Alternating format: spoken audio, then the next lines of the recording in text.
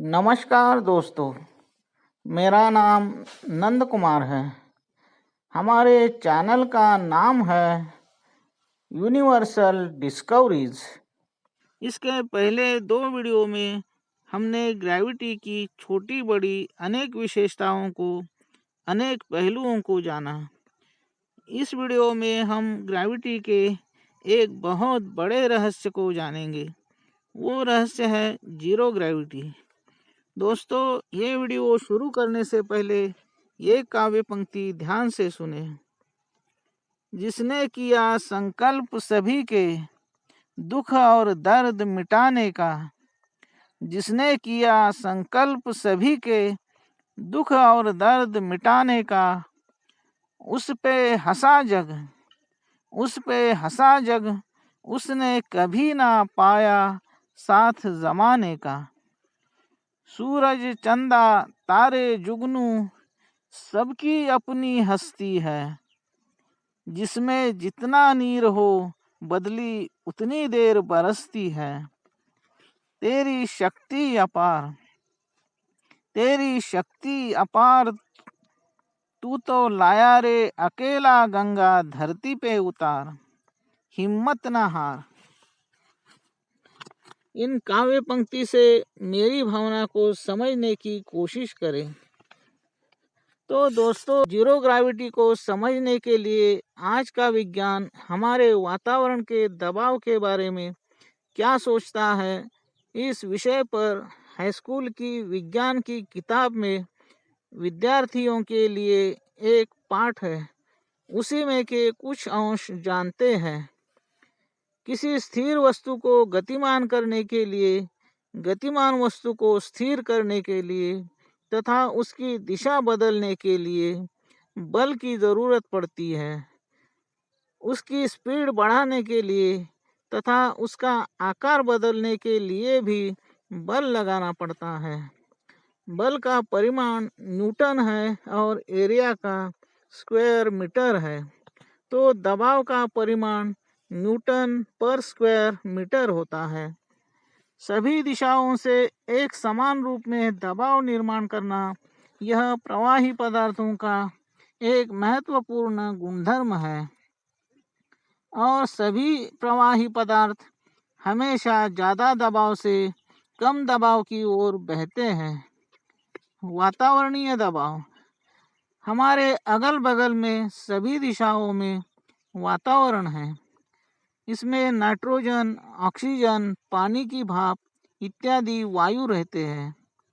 इससे वातावरण को भी वस्तुमान होता है, इस बात का पता चलता है। यह वातावरण धरती के ऊपर सैकड़ों किलोमीटर तक फैला हुआ है। इस पूरे वातावरण की वजह से पड़ने वाले दबाव को वातावरणीय दबाव कहते हैं। तो आप एक छोटे से एरिया पर 100 किलोमीटर से ज़्यादा ऊंचाई वाले दंडगोल प्रेशर की कल्पना कीजिए।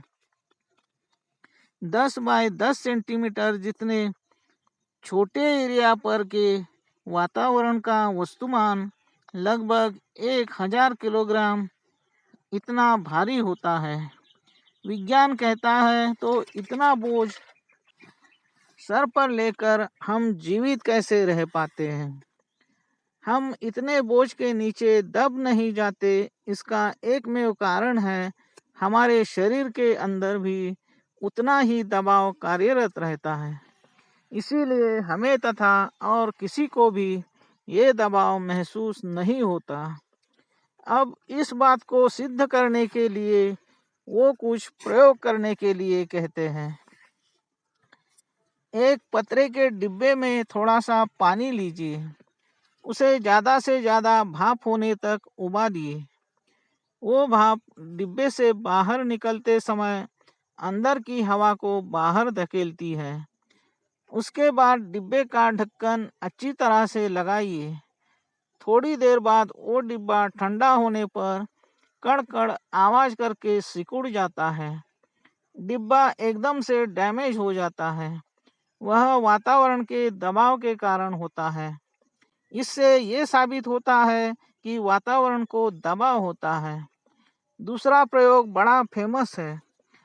ऑटो होन गेरिक नाम के एक जर्मन साइंटिस्ट ने दो अधगोले आपस में चिपका कर उनमें की हवा निर्वात पंप से निकाल ली थी। उसके बाद उन दोनों अधगोले के दोनों साइड में 7-7, 8-8 घोड़े लगाकर खिंचवाने पर बड़ी मुश्किल से उन दोनों को अलग किया गया था। इस प्रयोग से ये बात 100% साबित होती है कि वातावरण में कितना भारी दबाव होता है। दोस्तों, इस चैप्टर में जैसे कहा है कि 10 बाय 10 सेंटीमीटर यानी 100 चौरस सेंटीमीटर पे हवा का 1 टन दबाव होता है, उस हिसाब से 1 स्क्वायर फीट पर 9 टन का दबाव पड़ता है। यानी 1 चौरस फीट के ऊपर की हवा का वजन 9 टन होता है। इस बात को हम मानते हैं, इसमें कोई शक नहीं है। अब हो सके तो ये एक्सपेरिमेंट करके देख लो।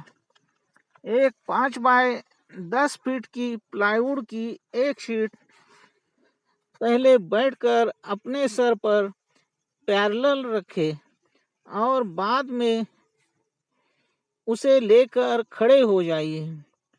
उस शीट का जो 7-8 किलो का वजन होगा वही आपको उठाना पड़ेगा। लेकिन अगर उस पे पड़े हुए वातावरण के दबाव का या वजन का हिसाब लगाए तो 5 बाय 10 यानी 50 स्क्वायर फीट पे वो वजन पड़ता है 450 टन। आपने बैठकर उठते समय 50 स्क्वायर फीट हवा को 2-3 फीट ऊपर की ओर धकेला है।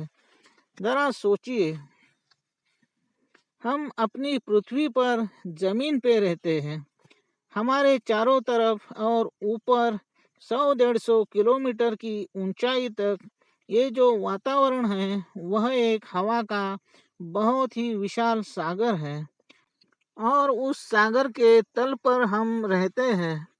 तो इस हवा का दबाव जमीन पर पड़ता है, पानी के सागर पर पड़ता है, पत्थरों पे, मिट्टी पे, पहाड़ों पे, पशु पक्षियों पर, हमारी गाड़ियों पर, सभी चीज़ों पर ये दबाव पड़ता है। लेकिन विज्ञान कहता है हर चीज़ के अंदर भी उतना ही दबाव मौजूद रहता है। इसलिए इस वातावरण के दबाव का किसी को भी एहसास नहीं होता और ना ही कोई इस दबाव के नीचे दब जाता है। लेकिन इतने दबाव वाली हवा के नीचे हमें चलना होता है, तो हम अगर एक कदम भी आगे बढ़ते हैं तो हमें हमारे आगे की हमारा शरीर समाने जितनी हवा को बाजू में करना पड़ता है। वो अगर 1 स्क्वायर फीट भी है तो उस पे 9 टन का दबाव होता है। तो उस हवा को हटाने के लिए हमें कुछ तो जोर या ताकत लगाने की ज़रूरत पड़नी चाहिए। तो क्या ऐसा होते दिखता है? हम आराम से चलते भी हैं, दौड़ना चाहे तो दौड़ते हैं।